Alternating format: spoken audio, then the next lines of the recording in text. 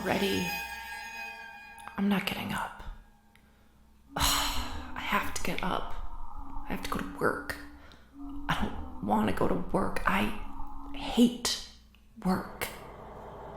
I could call off, but that means actually picking up the phone and talking to someone. It's easier if I just don't show up. But then they'll call, and that'll make me anxious because I'll have to ignore it because I didn't go to work and I have no logical reason why I didn't go to work, and I can't lose another job because I didn't show up. I can't fuck this up. Fuck. I guess I'll just go to work. Maybe today's the day I kill myself. I can't do that to my family. Besides, what if I try and don't die? I hate my life.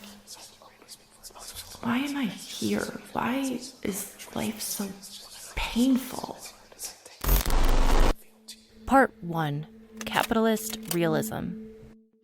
In 1992, following the collapse of the Soviet Union, Francis Fukuyama declared the end of history.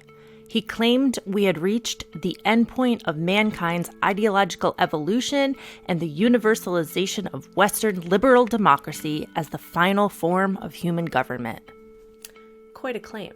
It has now been over a generation since the fall of the Berlin Wall, meaning that most kids today, in fact, most adults today, have no idea what it even means to live in a world with an option other than capitalism. 30 years ago, the concern was that neoliberal logic was beginning to seep into the consciousness of unwitting spectators. But now, capitalist logic is all there is. It's not even questioned anymore. Mark Fisher calls this capitalist realism, the ambient, all-pervasive atmosphere where it's just sort of implied that capitalism is all there is. It conditions how we view the world, how we work, our social relations, even our thoughts and behaviors. So what I want to discuss today is the way capitalist realism informs our conversations and experiences of mental health. Mexi and I actually talked about this on her podcast, The Vegan Vanguard, last summer. So if you like this video and want to hear more, you can check that out. I'll leave the link in the description below, along with a bunch of other resources on the topic. So when it comes to capitalist realism and mental health, I think a useful framework for understanding this is Lacan's concept of the real versus reality. The real being that which is objectively real or true, and reality being that which presents itself as real or true. Reality is pure ideology, but acts as if it is non-ideological, and in turn actually ends up covering up and suppressing what is truly real. So when it comes to mental health, we are taught to believe that mental illness is this natural fact of life, purely a chemical, biological imbalance in the brain, which requires a chemical solution. This is reality in Lacan's analysis. What is missing, and in fact being actively covered up, is the very real social, political, and economic causes which contribute to mental illness, and which always seem to be missing from the equation. It goes without saying that all mental illnesses are neurologically instantaneous, but this says nothing about their causation. If it is true, for instance, that depression is constituted by low serotonin levels, what still needs to be explained is why particular individuals have low serotonin. This requires a social and political explanation, and the task of repoliticizing mental illness is an urgent one if the left wants to challenge capitalist realism. The way mental illness is currently framed places responsibility solely on the individual. The same thing goes for addiction. It says you, the individual, are the problem. You are sick. You own this illness. You own this addiction, right? Framing it in this way perpetuates capital's crusade towards individualism, separation, and atomization, and provides the perfect landscape for Big Pharma to peddle its pills as the magic cure to fix all these sick people. The global depression drug market is a $15 billion industry, and the global opioid market is expected to reach $42 billion by 2021. By privatizing and depoliticizing stress in this way, we need never consider that maybe the world in which we live in is the problem. The solution to the larger mental health and addiction epidemic then becomes reduced to public awareness campaigns and working towards destigmatization, both of which serve the function of funneling people straight into individualized medicine and therapy. Now, let me make this clear. I'm not saying that medicine or therapy are bad.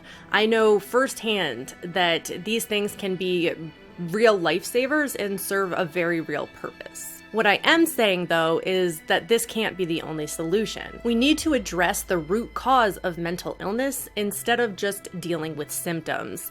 And we need to consider the broader structural issues in place, which are causing perfectly sane people to become insane. In other words, we need to make mental health political.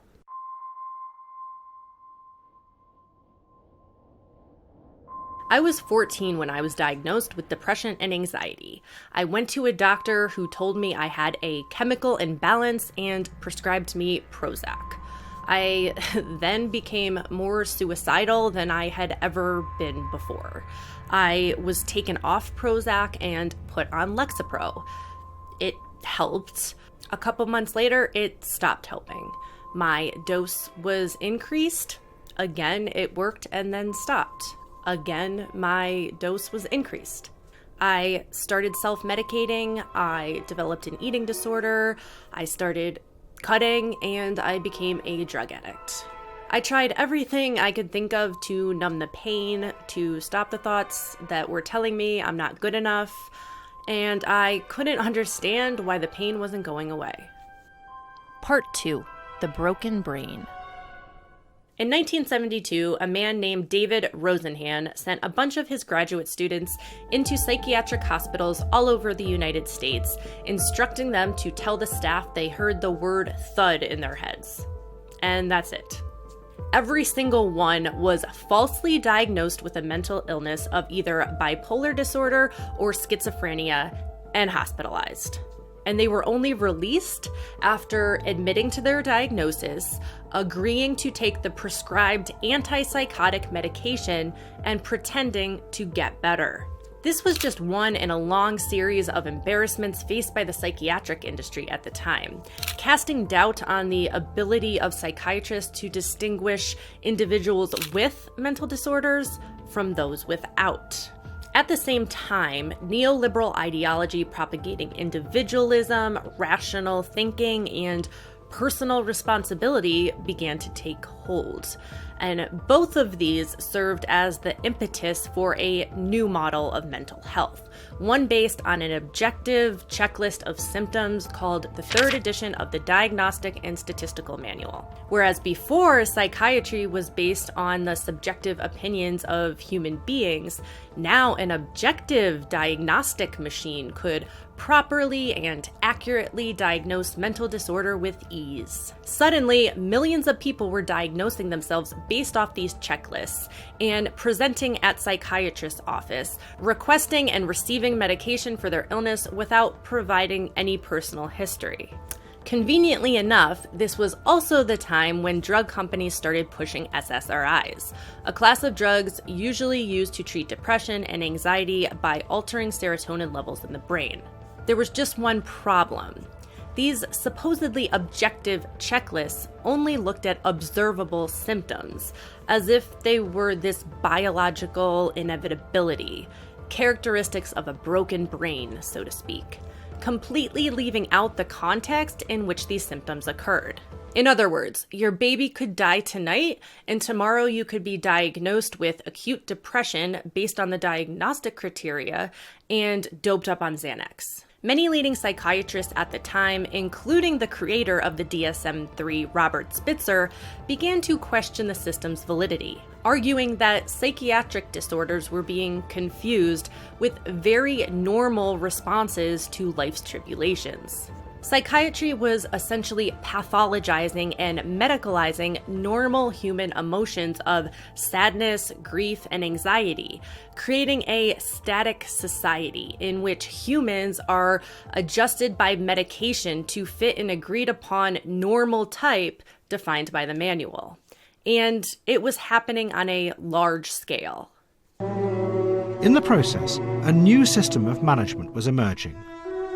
The drugs took away those complex and difficult feelings and made the individuals happier. But they also made them simpler beings, more easy to predict and manage, and closer to the machine-like creatures at the heart of the economic models. By using checklists of symptoms about emotions, you have gone out and confused normal human responses to life with mental disorder, and therefore created an illusion of a vast epidemic, a medicalized illusion. And obviously a situation where you medicalize is a situation where your focus will not be on social change, it will be on controlling individuals to fit in properly.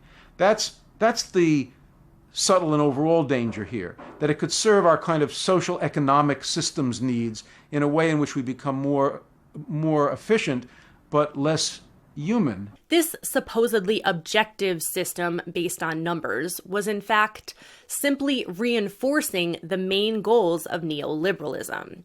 Concentration on the self as opposed to the community as the relevant site for change and improvement. It was also part of a larger project of control. Part 3. Societies of Control. In his work Postscript on the Societies of Control, Gilles Deleuze argues that we are no longer living in what Mishel Foucault termed a disciplinary society, characterized by the enclosed spaces and confinement of the factory, schools, and the prison, but have instead shifted to a society of control, distinguished by more mobile and dispersed forms of governance, and complex systems of surveillance in which our every move is tracked and which we cannot escape. In a disciplinary society, the factory served to aggregate workers into one enclosed site of confinement, in which management could force them to conform and in which trade unions could organize.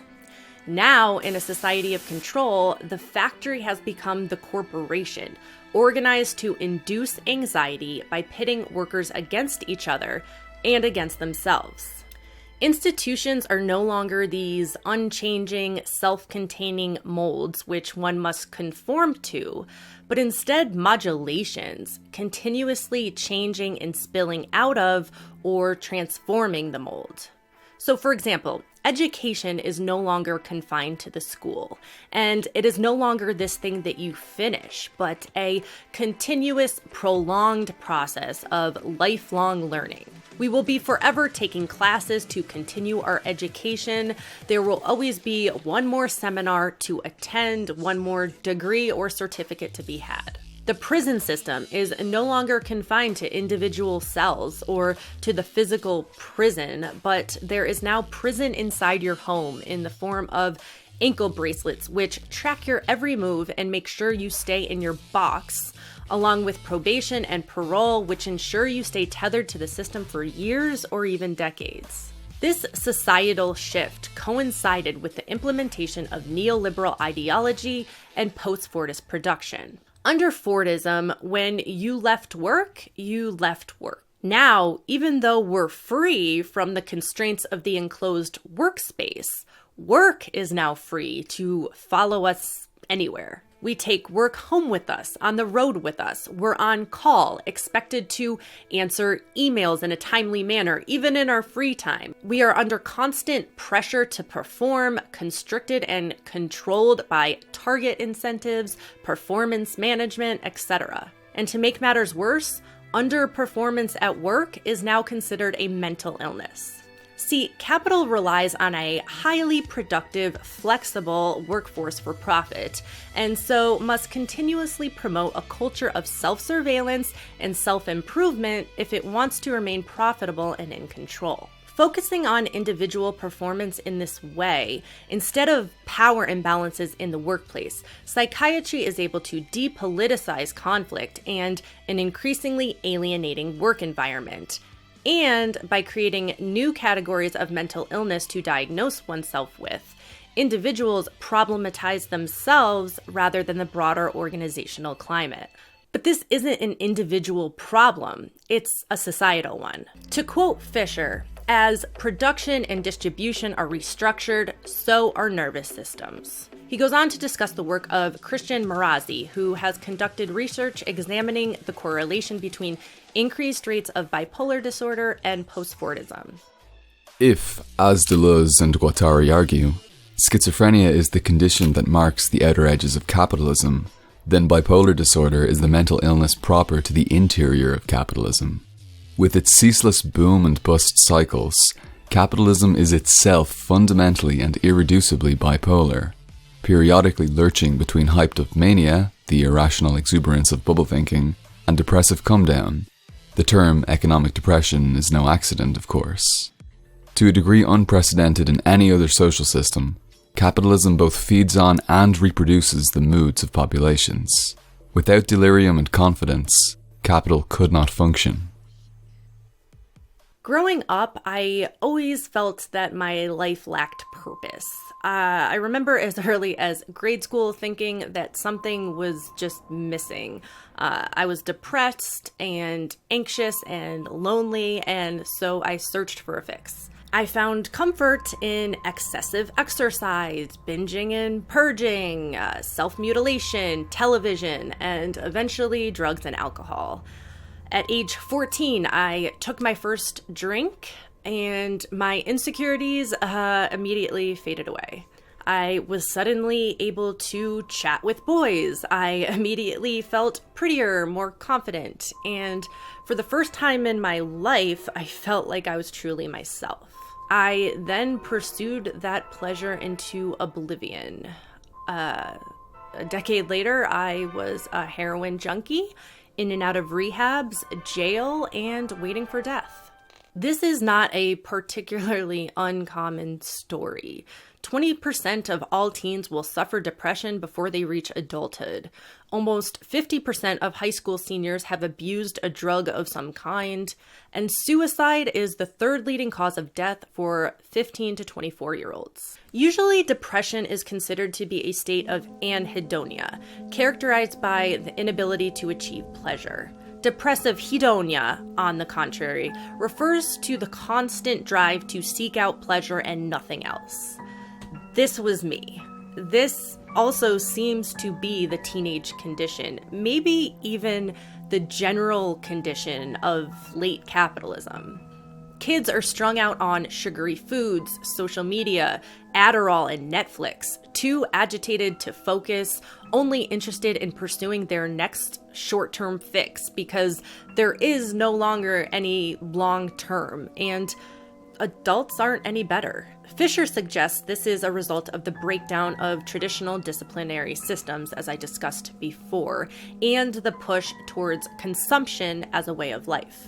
In my last video, I discussed the ways our increasingly unequal and materialistic culture, in fact, cultivates insecurities, which ultimately drives mass consumption and fuels capital. This has led to a breakdown in our culture and individual psyche, where we shop to feel less isolated, Photoshop or abuse our bodies to feel more accepted, and consume psychedelics or opiates to feel more alive. Furthermore, capital, in fact, drives us to take on mediatized secondary identities, presented through public consumption and online personas, which we must addictively maintain. Nothing about this life we live in is normal or natural or healthy. So what can we do?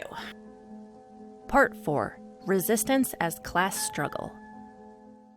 According to every major statistical measure, the income gap between the rich and poor has been growing steadily around the world for more than 30 years.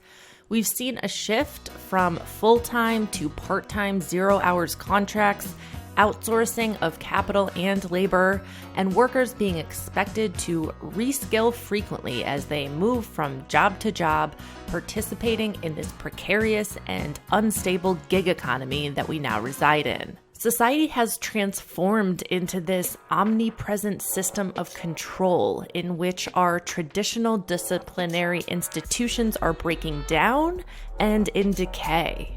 Family life has become disconnected, marriages broken. We are in and out of rehabs, in and out of prison, in and out of counseling, school, and work. Nothing is stable. Precarity, anxiety, alienation, and depression reign supreme. And we need to do something different now.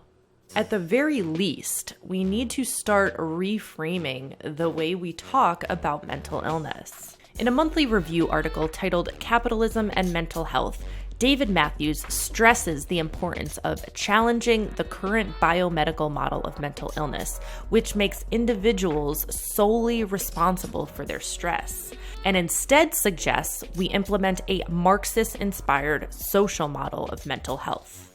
To quote Matthews, "The social model of disability identifies capitalism as instrumental to the construction of the category of disability, defined as impairments that exclude people from the labor market. Adopting a broadly materialist perspective, a social model of mental health addresses material disadvantage, oppression, and political exclusion as significant causes of mental illness." The National Survivor Network in England, Recovery in the Bin, and Kindred Minds are 3 organizations made up of people suffering from mental illness, currently working to make this model a reality. I'll leave their links below if you want to check out their work. What all these groups have in common is that they are all coming forward to challenge the dominant biomedical framework and demanding something different. The thing is, we are all impacted by the callous and cruel conditions of capitalism. And until we come together in solidarity, nothing is going to change. I don't have all the answers, obviously, but I do know what it's like to suffer from what I considered to be a self-imposed crisis, but which was actually the exact opposite. I should add that there are obviously individual personal things that we can be doing to alleviate our suffering, right? Self-care is incredibly important. I personally find meditation, exercise, journaling, eating healthy, and most importantly, community involvement and meaningful connections with people so important. Personal responsibility, if it wasn't so horribly co-opted by the right, I think is actually very important in my day-to-day life. However, personal responsibility is only as good as the environment in which it exists. And our environment is shit. The mental health epidemic really needs to be framed as part of the wider class struggle. Oppression, exploitation, and inequality greatly repress the true realization of what it means to be human. Opposing the brutality of capitalism's impact on mental well-being must be central to the class struggle, as the fight for socialism is never just one for increased material equality, but also for humanity and a society in which all human needs, including psychological ones, are satisfied. Finally, I'd just like to add, if you are suffering from mental distress of any kind, I just want you to know that you are absolutely not alone. I know what you're going through. So many people know what you're going through. I'm going to leave a ton of resources in the description below if you guys want to learn more or if you need information on where to find help. Finally, I'd like to thank Angie Speaks, PD Morin, and Radical Reviewer for providing their voices for this video. Go check out their channels. They're all great. So that's all I got for this video. If you like it, give it a like, share, and subscribe. And as always, I do love to hear your thoughts and comments, so please leave those below as well. And thanks so much for watching, guys.